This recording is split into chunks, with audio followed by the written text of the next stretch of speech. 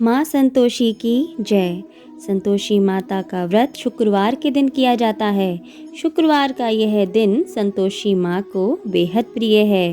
इस दिन संतोषी माता की व्रत कथा को विधिवत सुनना चाहिए और इस व्रत को करने वाला कथा कहते व सुनते समय हाथ में गुड़ व भुने चने रखे और सुनने वाला संतोषी माता की जय, संतोषी माता की जय मुख से बोलते जाए।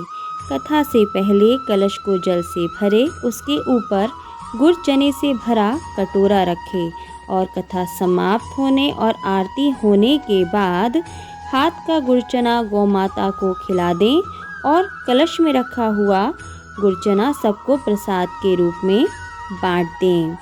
कलश के जल को घर में सभी जगह छिड़कें, जिससे आपके घर में उपस्थित सभी तरह की नेगेटिव एनर्जी समाप्त हो जाएगी और खुशहाली और सुख का समावेश होगा।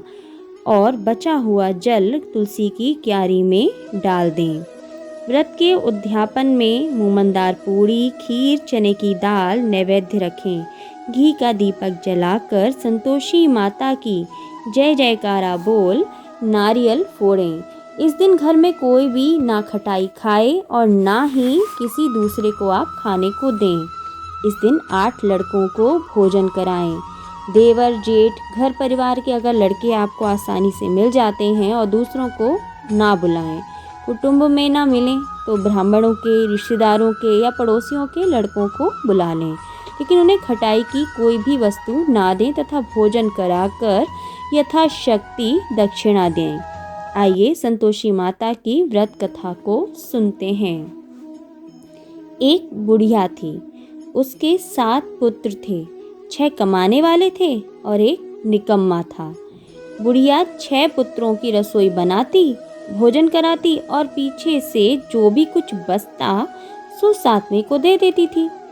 परंतु वो जो 7वां बेटा था वह बहुत भोला भाला था, मन में कुछ भी विचार न करता था। एक दिन वो अपनी बहू से बोला, देखो मेरी माँ मुझे कितना प्यार करती है। वह बोली, क्यों नहीं, सबका झूठा बचा हुआ तुमको खिलाती है। वह बोला, भला ऐसा भी कहीं हो सकता है? मैं जब तक आंखों से ना देखूं मान नहीं सकता। तब बहू ने हंसकर कहा, तुम देख लोगे तब तो मानोगे। कुछ दिन बाद बड़ा त्योहार आया। घर में 7 प्रकार के भोजन और चूरमा के लड्डू बने।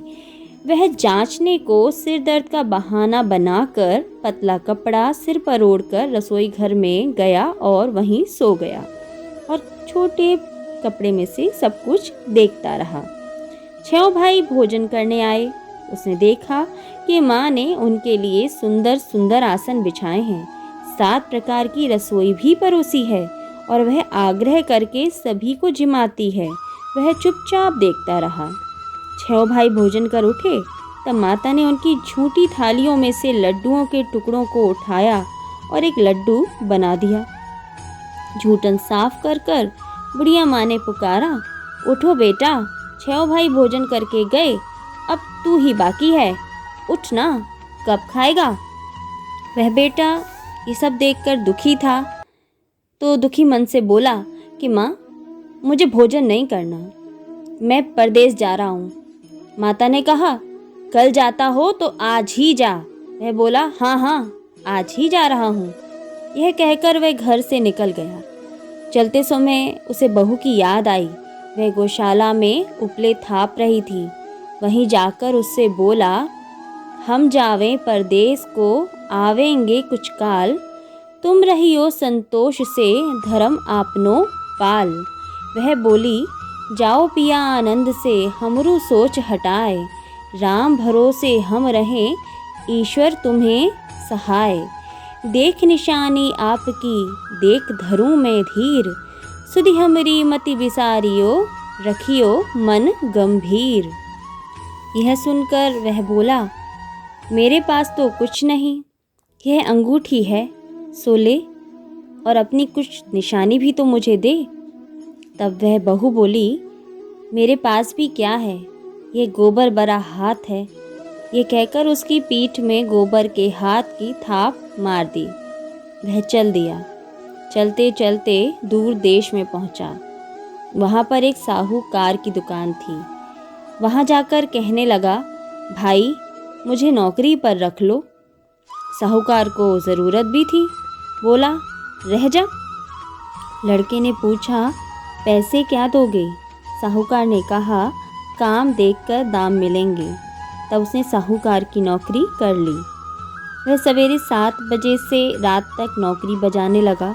कुछ दिनों में दुकान का सारा लेन देन, हिसाब किताब, ग्राहकों को माल बेचना, सारा काम वही करने लगा।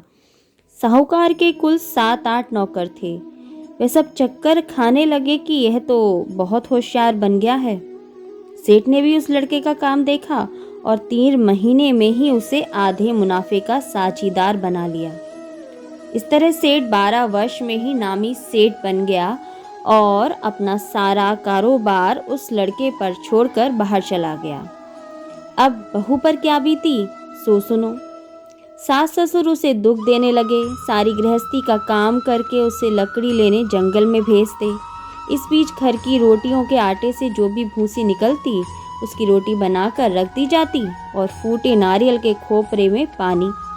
इस तरह दिन बीतते रहे। एक दिन वह लकड़ी लेने जा रही थी कि रास्ते में बहुत सी स्त्रियां संतोषी माँ का व्रत करती दिखाई दी। वह वहाँ खड़ी होकर कथा सुनकर बोली, बहनों, ये तुम किस देवता का व्रत करती हो और उसके करने से क्या फल मिलता है?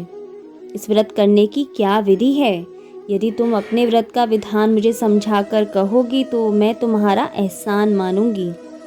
तब उनमें से एक स्त्री बोली, सुनो, ये संतोषी माँ का व्रत है। इसे करने से निर्धनता, दरिद्रता का नाश होता है और लक्ष्मी आती है। मन की चिंताएं दूर होती हैं। घर में सुख होने से मन को प्रसन्नता मिलती है, शांति मिलती है और निसंतान को पुत्र भी मिलता है। यदि तुम्हारा प्रियतम बाहर गया हो तो वो जल्दी आ जाएगा। कुंवारी कन्या को मनपसंद वर मिलता है। राजद्वारे में बहुत दिनों से मुकदमा चलता हो तो वो भी खत्म हो जाता है। सब तरह सुख शांति हो, घर में धन जमा हो, पैसा जायदाद का लाभ हो, रोग दूर हो तथा जो कुछ मन में कामना हो वे सब इस संतोषी माता की कृपा से पूरी हो जाती है। इसमें कोई संदेह नहीं है। वह पूछने लगी कि व्रत कैसे किया जाए, यह भी तो बताओ तो बड़ी कृपा होगी। स्त्री कहने लगी, 1.25 रुपये का गुड़ चना लेना, इच्छा हो तो 5.25 रुपये का लेना या 11.25 रुपये का भी, अपनी इच्छा अनुसार या अपनी सहूलियत के हिसाब से ले लेना।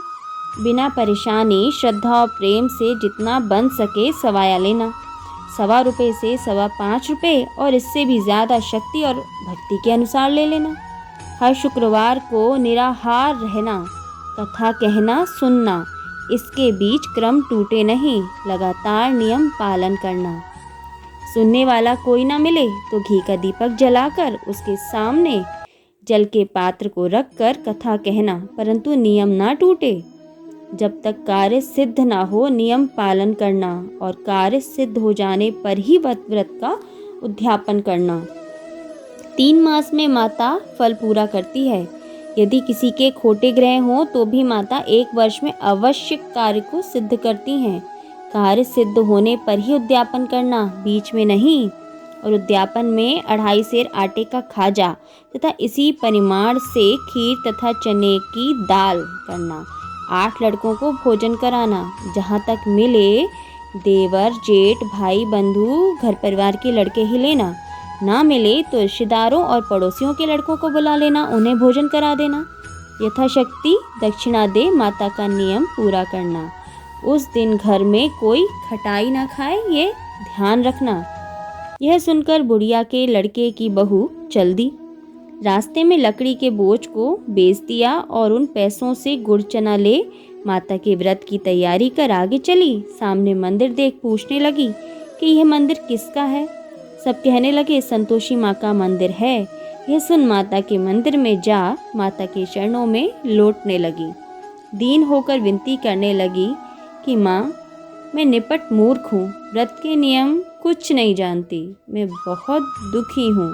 हे माता, हे जग जननी, मेरा दुख दूर कर, मैं तेरी शरण में हूँ। माता को दया आई। एक शुक्रवार बीता कि दूसरे शुक्रवार को ही इसके पति का पत्र आया और तीसरे को उसका भेजा हुआ पैसा भी आ पहुंचा। यह देखकर जेठानियाँ मुंह सिकोड़ने लगीं। कहने लगी कि इतने दिनों में पैसा आया, इसमें क्या बड़ाई है। लड़के ताने देने लगे। काकी के पास अब पत्र आने लगे, रुपया आने लगा। अब तो काकी की खातिर बढ़ेगी, अब तो काकी बुलाने से भी नहीं बोलेगी। बेचारी सरलता से कहती, भैया पत्र आए, रुपया आए तो हम सब के लिए अच्छा है ना। ऐसा कहकर आंखों में आंसू भरकर संतोषी माँ क्या मंदिर में आकर मातेश्वरी के चरणों में गिरकर रोने लगी। माँ, मैंने तुमसे पैसा नहीं मांगा, मुझे पैसे से क्या काम है। मुझे तो अपने सुहाग से काम है। मैं तो अपने स्वामी के दर्शन और सेवा मांगती हूँ। तब माता ने प्रसन्न होकर कहा, जा बेटी, तेरा स्वामी आएगा। यह सुन खुशी से बावली हो घर में जा काम करने लगी। अब संतोषी माँ विचार करने लगी कि मैंने इस भोली पुत्री से कह तो दिया कि तेरा पति आएगा, पर वो आएगा कहाँ से। वह तो स्वप्न में भी इसे याद नहीं करता। उसे याद दिलाने मुझे जाना ही पड़ेगा। इस तरह माता बुढ़िया के बेटे के पास जाकर स्वप्न में प्रकट हो कहने लगी, साहूकार के बेटे, सोता है या जागता है। वह बोला, माता, सोता भी नहीं हूँ, जागता भी नहीं हूँ, बीच में ही हूँ। कहो क्या आज्ञा है। तब माँ कहने लगी, तेरा घर बार कुछ है या नहीं। वह बोला, मेरा सब कुछ है माता, माँ, बाप, भाई, बहन, बहू, क्या कमी है। माँ बोली, भोले पुत्र, तेरी स्त्री घोर कष्ट उठा रही है। माँ बाप उसे दुख दे रहे हैं, वह तेरे लिए तरस रही है। तू उसकी सुध क्यों नहीं लेता। वह बोला, हाँ माता, यह तो मुझे मालूम है, परंतु मैं जाऊं तो जाऊं कैसे। परदेश की बात है, लेन देन का कोई हिसाब नहीं, कोई जाने का रास्ता भी नज़र नहीं आता, कैसे चला जाऊं। तब माँ कहने लगी, मेरी बात मान। सवेरे नहा धोकर संतोषी माता का नाम लेना, घी का दीपक जलाकर दंडवत कर दुकान पर जा बैठना। देखते देखते तेरा लेन देन सब चुक जाएगा, जमा माल बिक जाएगा और शाम होते होते तो धन का ढेर लग जाएगा। सवेरे बहुत जल्दी उठकर उसने लोगों से अपने सपने की बात कही तो वे सब उसकी बात अनसुनी कर उसका मजाक उड़ाने लगे। कहने लगे कि कहीं सपने भी सच होते हैं। तब एक बूढ़ा बोला, देख भाई, मेरी बात मान। इस प्रकार सच्चा झूठा करने के बदले देवता ने जैसा कहा है वैसा ही करने में तेरा क्या जाता है। वह बूढ़े की बात मान गया और स्नान कर संतोषी माँ को दंडवत कर घी का दीपक जलाकर दुकान पर जा बैठा। थोड़ी देर में वे क्या देखता है कि देने वाले रुपया लाए, लेने वाले हिसाब लेने लगे और कोठे से भरे सामानों के खरीदार नकद दाम में सौदा करने लगे। शाम तक धन का ढेर लग गया। माता का यह चमत्कार देख प्रसन्न होकर और मन में माता का नाम लेकर घर ले जाने के वास्ते गहना कपड़ा खरीदने लगा और वहाँ के काम से निपटकर वह घर को रवाना हुआ। जय माँ संतोषी। वहाँ बहू बेचारी जंगल में लकड़ी लेने जाती है। लौटते वक्त माँ के मंदिर में विश्राम करती है। वह तो उसका रोजाना रुकने का स्थान था ही। दूर से धूल उड़ती देखकर वह माता से पूछती है, हे माता, ये धूल कैसी उड़ रही है। माँ कहती है, अरे पुत्री, तेरा पति आ रहा है। अब तू ऐसा कर, लकड़ियों के 3 बोझ बना ले। एक नदी किनारे रख, दूसरा मेरे मंदिर पर और तीसरा अपने सिर पर रख। तेरे पति को लकड़ी का गट्ठा देखकर मोह पैदा होगा। वह वहाँ रुकेगा, नाश्ता पानी बना खाकर माँ से मिलने जाएगा। तब तू लकड़ियों का बोझ उठाकर घर जाना और बीच चौक में गट्ठा डालकर 3 आवाज़ें जोर से लगाना।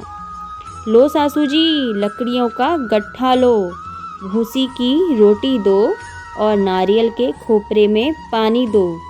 आज कौन मेहमान आया है। माँ की बात सुन बहू बहुत अच्छा माता कहकर प्रसन्न हो लकड़ियों के 3 गट्ठे ले आई। एक उसने नदी पर रखा, एक माता के मंदिर पर, और इतने में ही एक मुसाफिर आ पहुंचा। सूखी लकड़ी देख उसकी इच्छा हुई कि अब यहीं विश्राम करे और भोजन बनाकर खाकर गांव जाए। इस प्रकार भोजन बना विश्राम कर वह गांव को गया। सबसे प्रेम से मिला। उसी समय बहू सिर पर लकड़ी का गट्ठा लिए आती है। लकड़ी का भारी बोझ आंगन में डाल जोर से 3 आवाज देती है। लो सासू जी, लकड़ी का गट्ठा लो, भूसी की रोटी दो, नारियल के खोपरे में पानी दो, आज कौन मेहमान आया है। यह सुनकर सास बाहर आ अपने दिए हुए कष्टों को भुलाते हुए कहती है, बहू ऐसा क्यों कहती है, तेरा मालिक ही तो आया है। आ बैठ, मीठा भात खा, भोजन कर, कपड़े गहने पहन। इतने में आवाज़ सुनकर उसका स्वामी बाहर आता है और अंगूठी देख व्याकुल हो माँ से पूछता है, माँ ये कौन है। तब माँ कहती है, बेटा ये तो तेरी बहू है। आज 12 वर्ष हो गए हैं जब से तू गया है। तब से सारे गांव में जानवर की तरह भटकती फिरती है। कामकाज घर का कुछ नहीं करती, 4 समय बस आकर खा जाती है, और अब तुझे देखकर भूसी की रोट। तब वह लज्जित होकर बोला, ठीक है माँ, मैंने इसे भी देखा है और तुम्हें भी देखा है। अब मुझे दूसरे घर की ताली दो तो मैं उसमें जाकर रहूं। तब माँ बोली, ठीक है बेटा, तेरी जैसी मर्जी, कहकर ताली का गुच्छा पटक देती है। और उसने ताली ली और दूसरे कमरे में जा तीसरी मंजिल के जो ऊपर था खोलकर सारा सामान जमाया। एक दिन में वहाँ राजा के महल जैसा ठाट बाट बन गया। अब क्या था, वे दोनों सुखपूर्वक रहने लगे। इतने में अगला शुक्रवार आया। बहू ने अपने पति से कहा कि मुझे माता का उद्यापन कराना है। पति बोला, बहुत अच्छा, खुशी से करो। वह तुरंत ही उद्यापन की तैयारी करने लगी।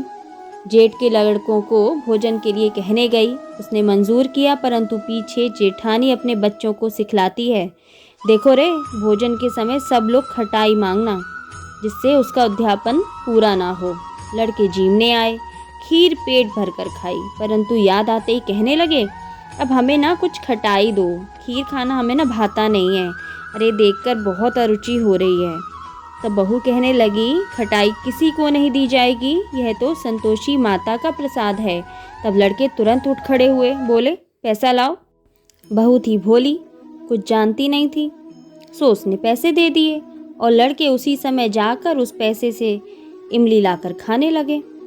ये देखकर बहू पर संतोषी माता जी ने बहुत क्रोध किया। राजा के दूत उसके पति को उसी वक्त पकड़ कर ले गए। जेठ जेठानी मनमाने खोटे वचन कहने लगे। लूट लूट कर धन इकट्ठा कर कर लाया था ना, सो राजा के दूत पकड़कर उसे ले गए हैं। अब सब मालूम पड़ जाएगा जब जेल की हवा खाएगा। बहू से ये वचन सहन नहीं हुए। रोती रोती माता के मंदिर में गई। बोली, हे माता, ये तुमने क्या कर दिया, हंसाकर अब क्यों रुलाने लगी। तब माता बोली, पुत्री, तूने उद्यापन करके मेरा व्रत भंग किया है, इतनी जल्दी सब बातें भुला दी। वह कहने लगी, माता, भूली तो मैं कुछ भी नहीं हूँ, ना ही मैंने कुछ अपराध किया है। मुझे तो लड़कों ने भूल में डाल दिया, मैंने भूल से उन्हें पैसे दे दिए, अब मुझे क्षमा कर दो माँ। माँ बोली, ऐसी भी कहीं भूल होती है। वह बोली, माँ मुझे माफ़ कर दो, मैं फिर तुम्हारा उद्यापन करूँगी। माँ बोली, अब भूल मत करना। वह बोली, अब ना होगी माँ। अब बतलाओ, अब वे कैसे आएंगे। माँ बोली, जा पुत्री, तेरा पति तुझे रास्ते में ही आता मिलेगा। वह घर को चल दी। राह में पति आता मिला। उसने पूछा, तुम कहाँ गए थे। तब वह कहने लगा, इतना जो धन कमाया है ना, उसका टैक्स राजा ने मांगा था, वह भरने गया था। वह प्रसन्न होकर बोली, भला हुआ, अब घर चलो। कुछ दिन बाद फिर शुक्रवार आया। वह बोली, मुझे माता का उद्यापन करना है। पति ने कहा, करो। वह फिर जेठ के लड़कों से भोजन को कहने गई।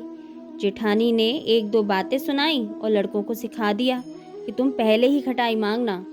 लड़के कहने लगे, हमें खीर खाना नहीं भाता, जी बिगड़ता है, कुछ खटाई खाने को दो चाची। वह बोली, खटाई खाने को नहीं मिलेगी, आना है तो आओ, वह ब्राह्मणों के लड़के को लाकर भोजन कराने लगी। यथाशक्ति दक्षिणा की जगह एक एक फल उन्हें दिया। इसे संतोषी माता प्रसन्न हुई और माता की कृपा होते ही 9वें मास में उसको चंद्रमा के समान सुंदर पुत्र प्राप्त हुआ। जय माँ संतोषी। पुत्र को लेकर प्रतिदिन माता जी के मंदिर में जाने लगी। माँ ने सोचा कि यह रोज आती है, आज क्यों ना मैं ही इसके घर चलूं, इसका आसरा देखूं तो सही। यह विचार कर माता ने भयानक रूप बनाया। गुड़ और चने से सना हुआ मुख, ऊपर सूंड के समान होठ और उस पर मक्खियां भिनभिना रही थीं। दहलीज में पांव रखते ही उसकी सास चिल्लाई, अरे देखो रे, कोई चुड़ैल डाकिन चली आ रही है, लड़कों इसे भगाओ नहीं तो किसी को खा जाएगी। लड़के डरने लगे और चिल्लाकर खिड़की बंद करने लगे। छोटी बहू रोशनदान में से सब कुछ देख रही थी। प्रसन्नता से पगली होकर चिल्लाने लगी, आज मेरी माताजी मेरे घर आई हैं। यह कहकर बच्चे को दूध पिलाने से हटाती है। इतने में सास का क्रोध फूट पड़ा। बोली, अरे इसे देखकर कैसी उतावली हुई है जो बच्चे को ही पटक दिया। इतने में माँ के प्रताप से जहाँ देखो वहीं लड़के ही लड़के नजर आने लगे। है बोली, माँ जी, मैं जिनका व्रत करती हूँ ना, ये वही संतोषी माता हैं। इतना कह झट से सारे घर के दरवाजे वो खोल देती है और सबने माता के चरण पकड़ लिए और विनती कर उनसे कहने लगे, हे माता, हम मूर्ख हैं, हम अज्ञानी हैं, पापी हैं। तुम्हारे व्रत की विधि हम नहीं जानते। तुम्हारा व्रत भंग कर हमने बहुत बड़ा अपराध किया है। हे माता, आप हमारा अपराध क्षमा करो। इस प्रकार माता प्रसन्न हुई। माता ने बहू को जैसा फल दिया वैसा सबको दे। जो भी माता की कहानी पढ़े, सुने, सुनाए, उसका सब मनोरथ पूर्ण हो। बोलो संतोषी माता की जय।